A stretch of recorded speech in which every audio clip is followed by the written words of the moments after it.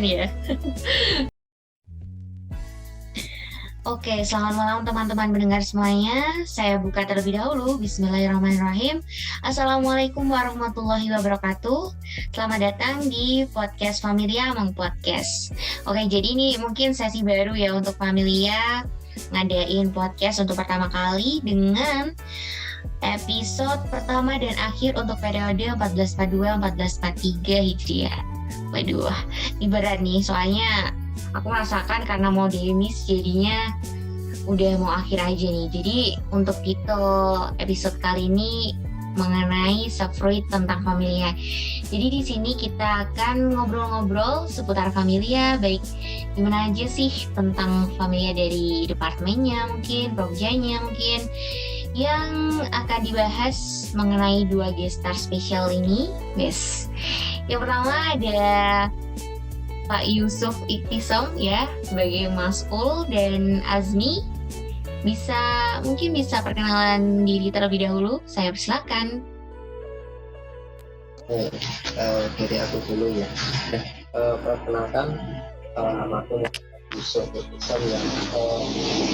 Kali ini pada periode ini diamanai sebagai Mas'ul ya 1442 1443 ya dari Pendidikan Biologi B 2019. Monggo dilanjut, Asmi.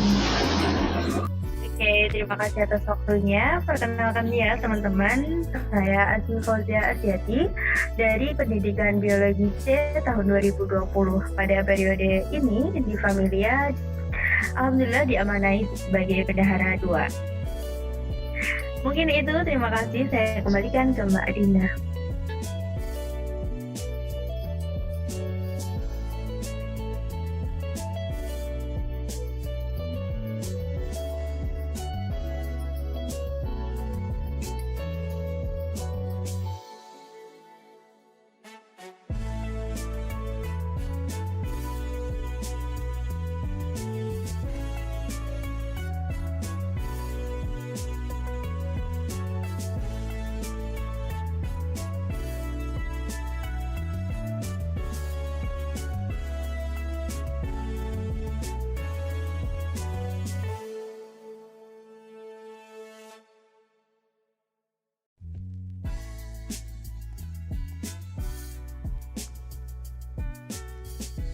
Mohon maaf ternyata masih di mute, udah ngomong dong.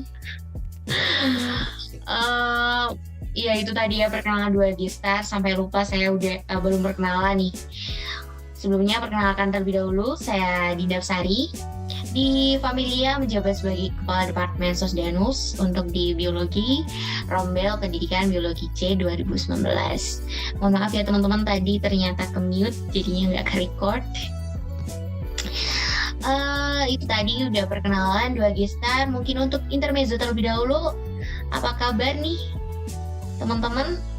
Apakah baik atau ada vibes baru di tahun 2022? Alhamdulillah sejauh ini masih baik-baik saja. Masih sehat dan terlihat baik-baik saja. Masya Allah, terlihat baik-baik saja ya. Ini mungkin ada sesuatu yang disembunyikan ya.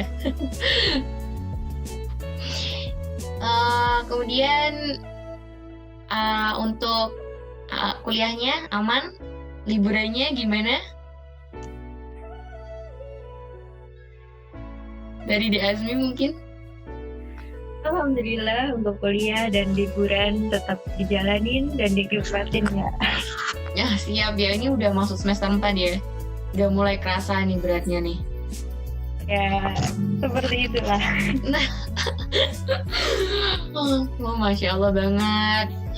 Oke, mungkin itu ya sekilas mengenai dua gestar kita. Selanjutnya ini masuk mengenai pembahasan familia.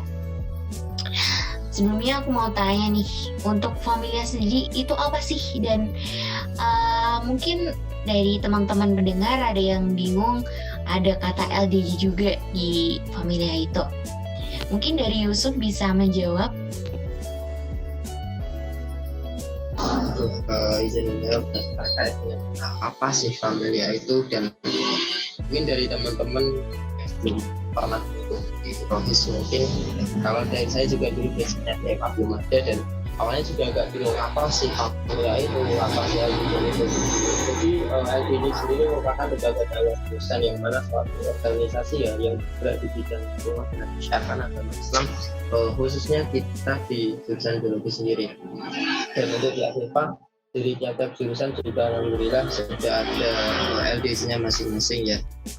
Dan di tingkat fakultas juga ada FMI dan yang mana mewadai ataupun mengkoordinasi dari masing-masing LDC di FMI. Dan di Familia ini menjadi LDC yang ada di jurusan biologi, khususnya kita juga masih salah satu undergo ataupun di bawah naungan Bima juga seperti itu. Oke, untuk LDG sendiri mungkin bisa dijelasin Sob, gimana sih dan apa itu? Ya, jadi untuk LDC sendiri ya sebagai tadi telah disebutkan dari singkatannya sendiri lembaga jurusan yang mana kita berfokus ya dalam menyebarkan syiar Islam dan saling mengingatkan maupun saling belajar bareng khususnya dalam tentang wawasan keislaman tadi. Terus selain itu juga banyak sekali kegiatan dan fokus dari Familia sendiri. Dan untuk lembaga dakwah tadi tiap jurusan juga punya ciri khas ataupun masing-masing bahasa. Misal kita di biologi sendiri juga kadang kali kerap menyinggung ataupun mengkaitkan dengan kajian-kajian terkait dengan ilmuwan kita itu biologi sendiri sih. Iya, oke. Memang banyak banget ya mengenai Familia itu sebelumnya gitu, dan nantinya kita akan bahas lebih lanjut. Tapi sebelumnya untuk masuk ke Familia sendiri nih, untuk menjadi fungsionaris itu apakah ada kualifikasi atau syarat tertentu yang dijadikan patokan untuk Familia gitu? Apalagi ini udah musim oprek kan ya. Nah, mungkin bisa disampaikan syarat-syaratnya apa aja dan dijelasin gitu, Suf.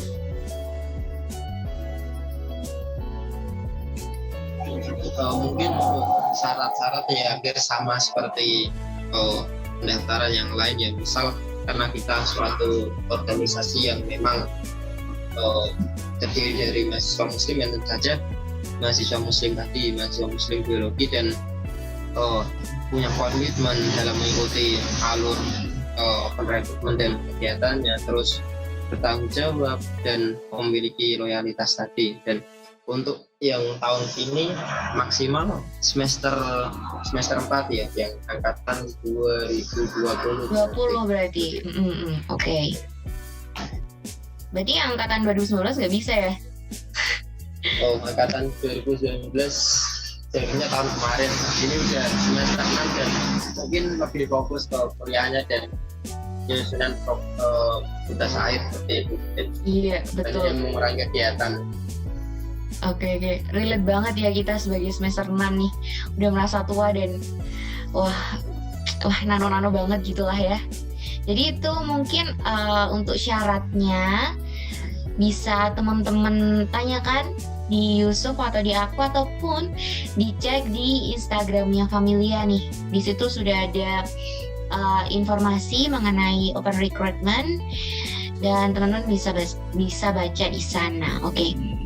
Terus selanjutnya di Familia sendiri nih, apakah ada apa aja nih departemen yang ada di dalamnya, kemudian perannya itu apa aja? Mungkin dari projanya atau agendanya bisa dijelaskan secara singkat aja, Yusuf.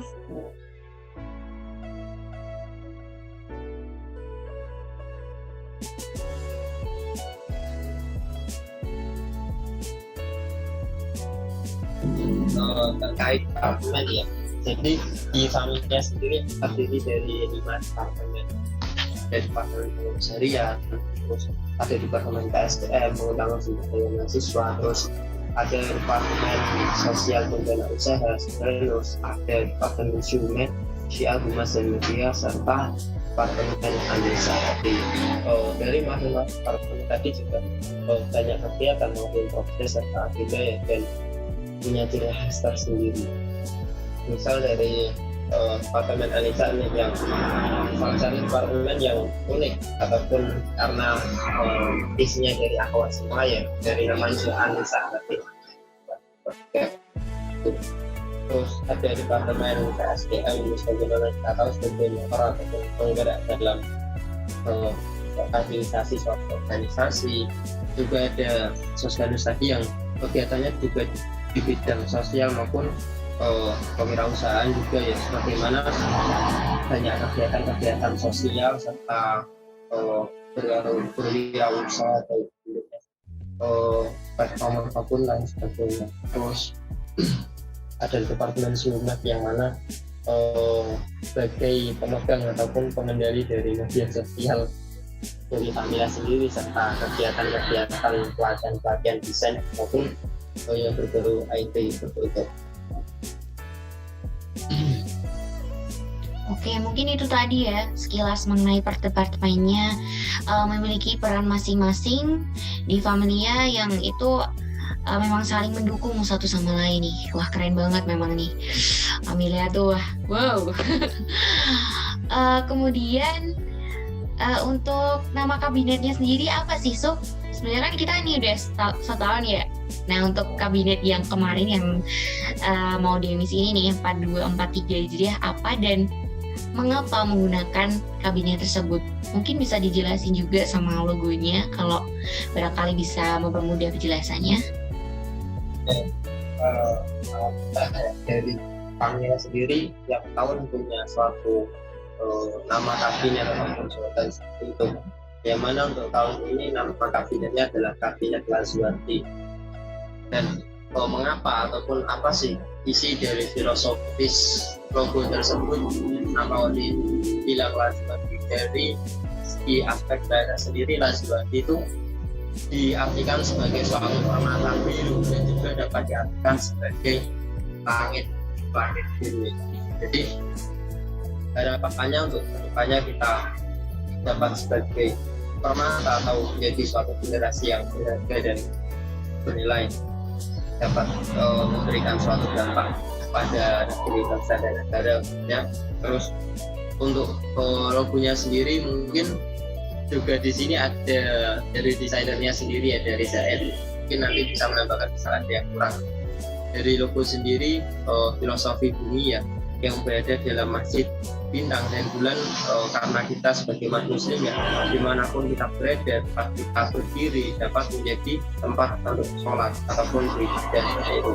Terus ada warna emas sendiri yang menggambarkan suatu harapan akan kabinet generasi emas yang diharapkan menjadi generasi penerus bangsa.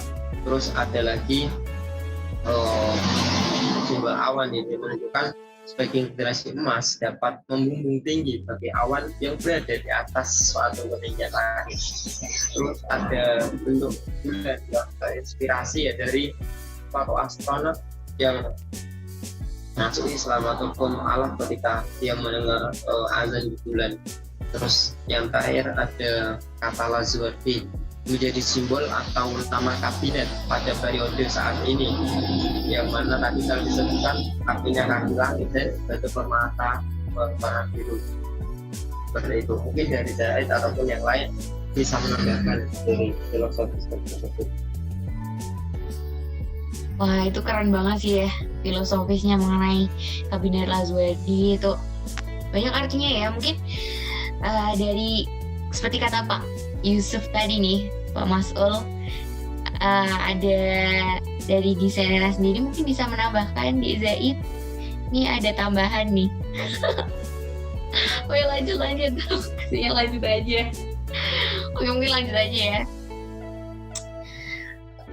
Dari aku sih, karena aku jujur ya, aku yang mengusulkan nama Lazuardi itu kenapa? Karena kayak meaningful banget seperti yang disampaikan Yusuf tadi, dan dari warnanya pun biru gitu kan, kayak menenteramkan, yang harapannya nanti Famila itu menjadi organisasi yang bisa menaungi banyak hal lah gitu, banyak manfaatnya, banyak berkahnya seperti itu.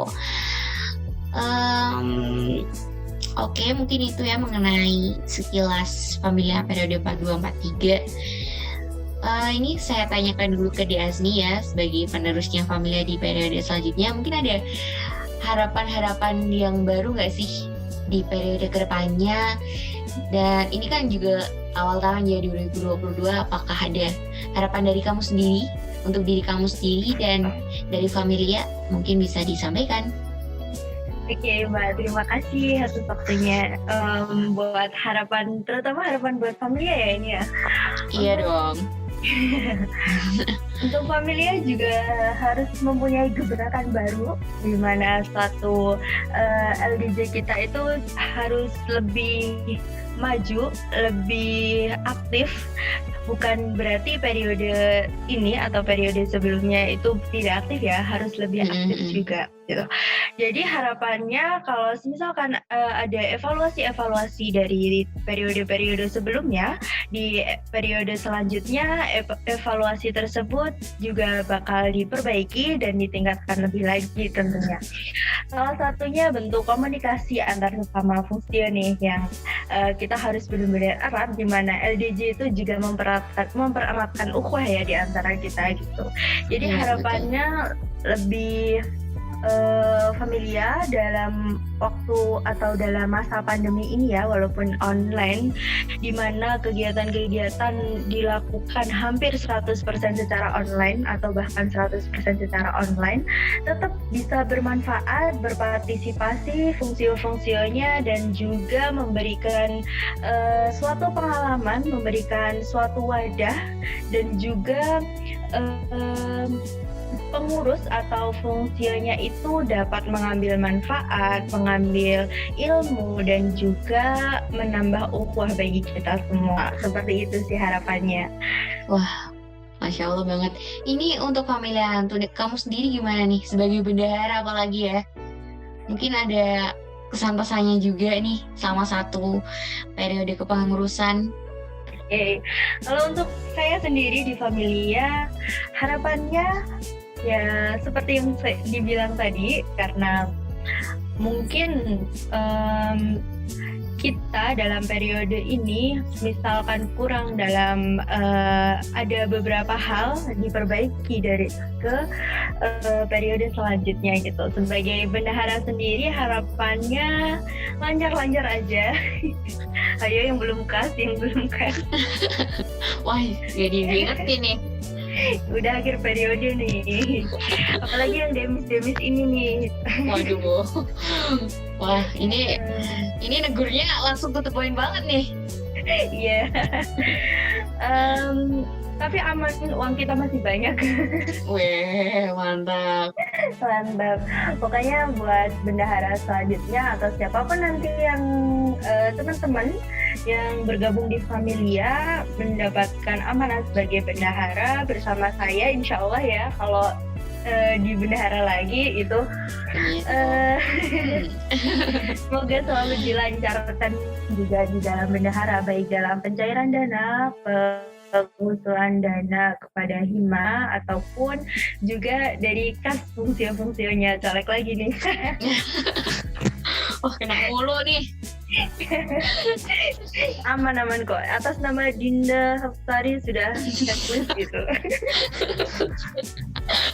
Wah, oke. Tadi kamu juga menyinggung nih mengenai manfaat. Banyak banget manfaat yang bisa diambil dari gabung di Familia. Mungkin dari kamu sendiri ada manfaat apa aja sih yang udah kamu rasain selama satu periode itu? Oke, buat manfaat tentunya tidak terhitung dan tidak terhingga ya kalau disebutkan gitu. Tapi untuk sebagai contoh, ilmu tentunya, karena di Familia tuh dari Mbak Dinda yang 2 periode juga Mas Yusuf udah 2 periode tuh banyak sekali kegiatan-kegiatan Familia yang tentunya menambah ilmu, menambah pengalaman bagi kita gitu kan.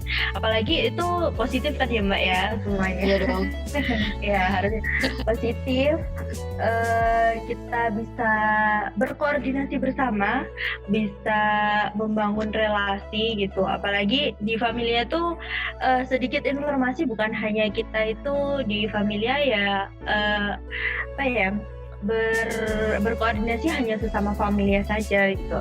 Dan kita Iya, tuh ada betul. undangan-undangan keluar di mana ke LDJ lain gitu. Apalagi nih Mbak Dinda sama Mas Yusuf yang udah 2 periode pasti merasakan itu, dan tentunya tuh manfaatnya banyak banget gitu. Iya, oke, boleh deh. Mungkin selanjutnya kan karena kamu udah merasakan sebagai bendahara nih ya, yang notabene wah pusing banget tuh kalau di PH nih.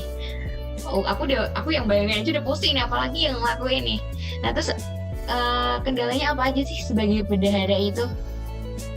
Oke, kalau kendalanya sendiri mungkin dari ini ya, tidak bisa untuk menyalahkan keadaan, tapi di dalam suatu keadaan juga ada baik dan buruknya juga.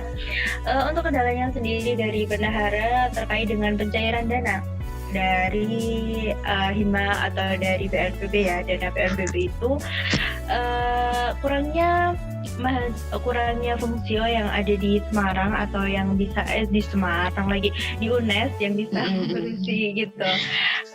Mungkin ada 1-2, tapi kan kalau hanya itu, maksudnya hanya fungsio itu tuh yang lain jadi nggak tahu gitu, jadi nggak apa ya, tidak mendapatkan ilmu atau gimana sih cara mencairkan dana, cara mengusulkan dana ini gimana gitu. Dan kendala yang lain saya rasa belum ada sih, karena apa ya, karena sejujurnya tugas bendahara tuh ya cuma mengawasi uang. Itu uang cuma singgah di kami gitu. Oke, itu ya kendala dari seorang bendahara nih ya, pusing banget tuh kalau urusannya sama birokrat, sama hima dan sebagainya. Kemudian kalau dari Mas Ul sendiri nih, dari Yusuf, mungkin ada kendala nggak sih selama 1 periode ataupun 1 periode sebelumnya nih yang menjabat sebagai Mas Ul? Bisa disampaikan mungkin, Suf? Mungkin dari aku ya, kendala mungkin dalam manajemen waktu ataupun dalam menjalankan tugas yang lain, misal ada yang barengan ataupun pas kegiatan sedikit kendala sinyalnya itu masih wajar aja sih. Untuk kendala-kendala yang terlalu riskan mungkin tidak terlalu, masih bisa terkendali, masih bisa dihandle gitu ya? Ya betul. Terus mungkin dari aku karena tipe-tipe yang orangnya santuy, mungkin jadi ya tadi buat manajemen waktunya mungkin itu sih. Oke, menyinggung tentang manajemen waktu nih, gimana sih dari kamu sendiri untuk manajemen waktu antara kuliah, terus sama organisasi, familia khususnya, atau kesibukan yang lain nih? Kita tahu bahwa anak-anak biologi itu sibuk banget nih ya, laprak, tugas, ataupun bikin video dan sebagainya. Itu gimana sih manajemen waktunya dari kamu sendiri? Mungkin dari aku ya, dari tiap orang pasti punya metode yang berbeda sih.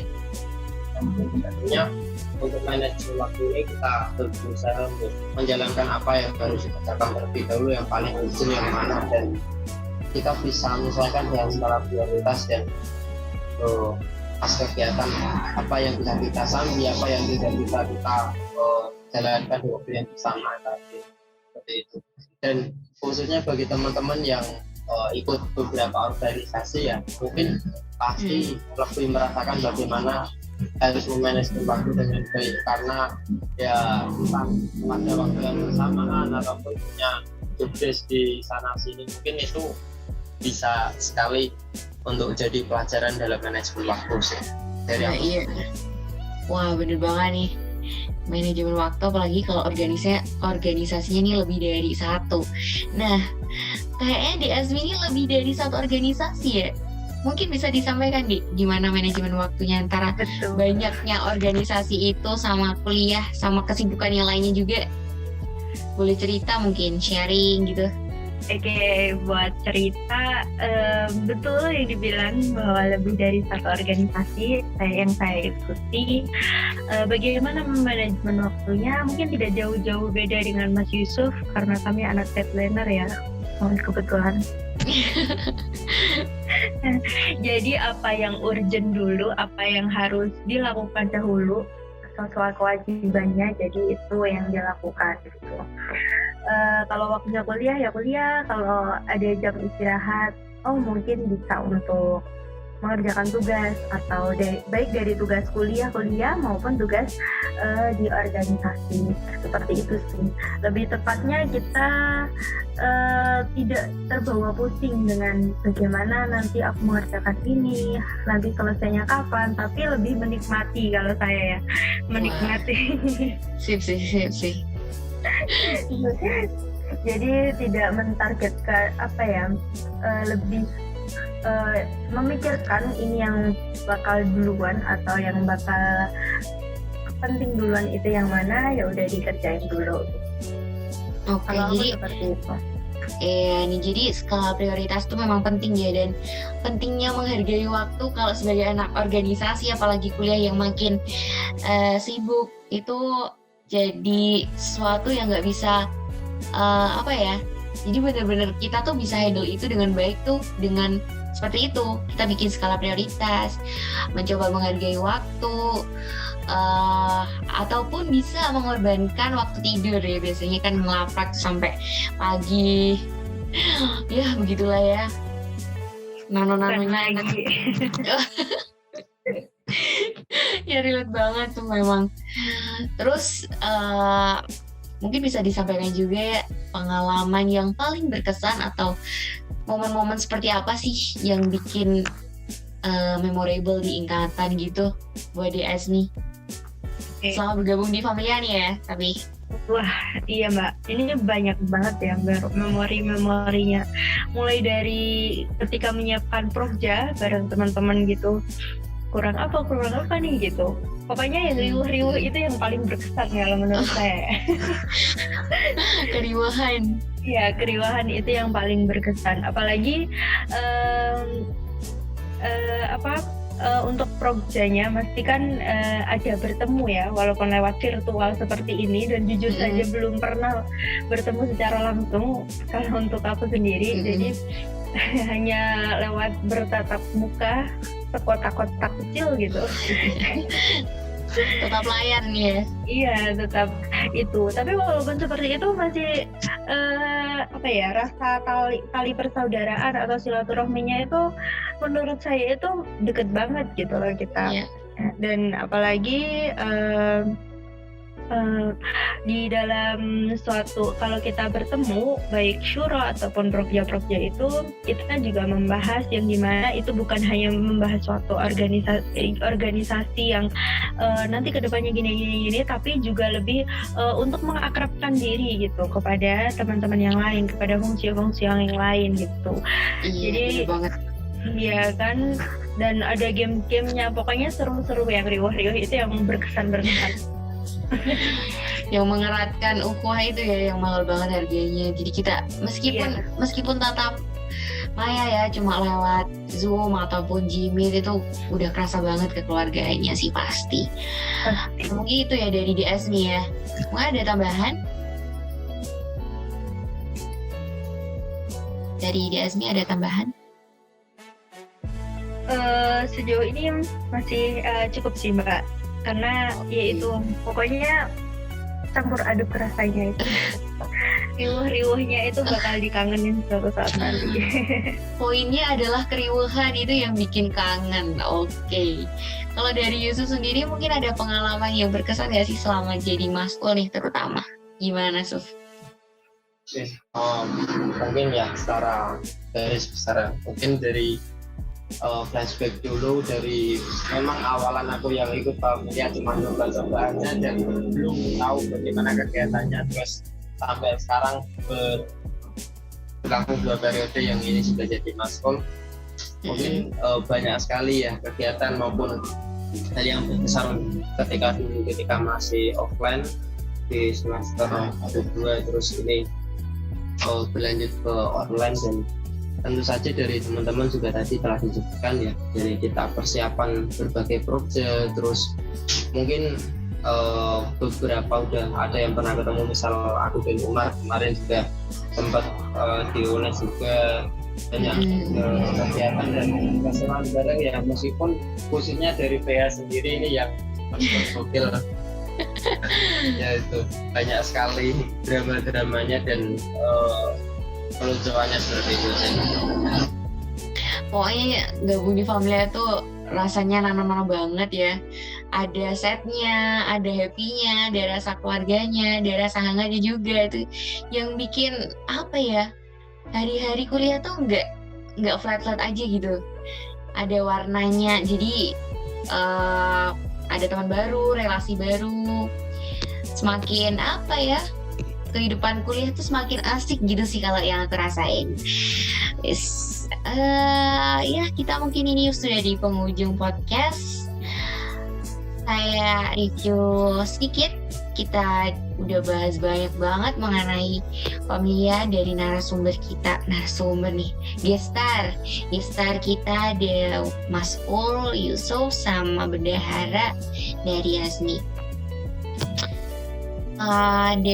Jadi Familia itu merupakan salah satu LDJ yang ada di FMIPA. Jadi FMI itu menaungi 6 LDJ dan salah satunya itu adalah Familia Biologi. Kemudian untuk Familia sendiri ada 6 departemen. Yang pertama ada PH, Shihumet, PSDM, Sosdanus, Anissa. Ada 5, mohon maaf. Ada 5. Terus untuk kabinetnya pada periode 4243 Hijriah ini namanya Lazwati. Keren kan teman-teman? Mungkin untuk periode Azmi dan adik tingkat nih bisa lebih di-boomingkan ya namanya ataupun maknanya biar lebih greget gitu. Kemudian ada banyak banget manfaat yang bisa diambil dari relasi sampai rasa keluarganya itu tadi yang sudah disampaikan sama Yusuf dan Asmi. Mungkin dari dua gestar ini ada closing statement terlebih dahulu. Saya persilakan terlebih dahulu kepada Yusuf. Silakan. Mungkin sedikit proses dulu ya. Jadi mahasiswa kalau bisa diusahakan berorganisasi lah, karena banyak manfaat yang dapat kita ambil, dan juga ketika kita menemukan suatu circle yang sefrekuensi dengan kita, maka akan membuat kita lebih bersemangat maupun lebih produktif ya. Mungkin itu sih dari aku. Wah, mantap sih ya. Jadi circle itu penting, circle mana nih ya? Aku tambahin sedikit juga ya, so minta izin ini. Jadi ada pesan sama dari Kating sebelumnya, biasanya tuh bilang kalau jangan pernah takut untuk gabung Rohis deh. Kenapa? Karena di Rohis itu bukan tempatnya orang-orang yang sudah baik, tapi orang yang ingin baik. Jadi kamu bila ingin baik, cobalah untuk bergabung di Rohis.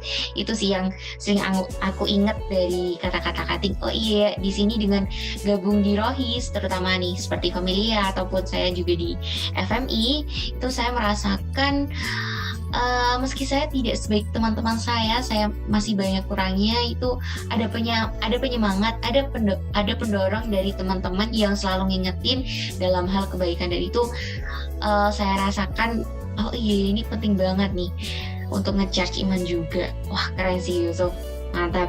Kemudian dari Dia Asmi mungkin ada closing statementnya juga.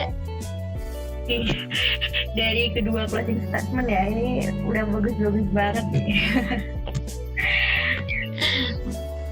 So, closing statement dari aku, terutama dari untuk teman-teman yang ingin gabung dari ke Familia, kuliah perlu organisasi mendukung kamu di suatu apapun gitu. Jadi teman-teman bisa juga ditemukan di organisasi di mana bisa melatih apapun, melatih soft skill, melatih rasa kekeluargaan kita untuk tentunya menumbuhkan rasa empati dari dalam diri kita gitu. Jadi jangan ragu, jangan takut untuk bergabung di organisasi, terutama Familia ya, karena bagi kita Muslim gitu ya, udah disediain wadah, kapan lagi nih untuk kita bisa bergabung, bisa untuk melanjutkan gitu. Mungkin itu sih. Wah, Masya Allah banget nih, anak organisasi banget nih. Wah, speechless aku sampean. Jadi memang itu ya, 2 closing statement yang sangat luar biasa. Saya tegaskan kembali bahwa teman-teman pendengar, teman-teman yang mau gabung di Familia, jangan pernah takut untuk gabung Rohis. Di sini kita belajar banget. Di sini kita belajar bareng, belajar untuk saling mengingatkan dalam kebaikan, dan ada dorongan dari teman-teman juga. Jadi kita ada sama-sama jalan bareng, nggak cuma sendirian. Kemudian saya juga mau ngomong nih, sedikit mengingatkan bahwa nantinya untuk teman-teman yang gabung di Familia, apabila sudah diamanahi sebagai fungsionaris, mungkin baik dari Maskul, Wamaskul, Kadep, Sekdep, ataupun staf ahli yang memiliki perannya masing-masing, jangan lupa bahwa amanah yang diberikan itu merupakan tanggung jawab, dan tanggung jawab itu akan dipertanggungjawabkan kelak di hari akhir nanti, gitu teman-teman. Mungkin itu sekian podcast Familia Mengpodcast. Saya ucapkan terima kasih kepada teman-teman yang sudah mendengarkan podcast ini dari awal sampai akhir. Terima kasih juga 2 guest star, Azmi dan Yusuf, sudah memberikan banyak informasi dan sharing pengalaman di Familia. Saya ucapkan terima kasih juga untuk panitia yang sudah memberikan wadah nih untuk nge-podcast juga ya. Maaf apabila ada salah kata, salah ucap, tutur kata yang kurang berkenan di hati teman-teman. Saya tutup. Wassalamualaikum warahmatullahi wabarakatuh. Sampai jumpa di Familia Podcast selanjutnya.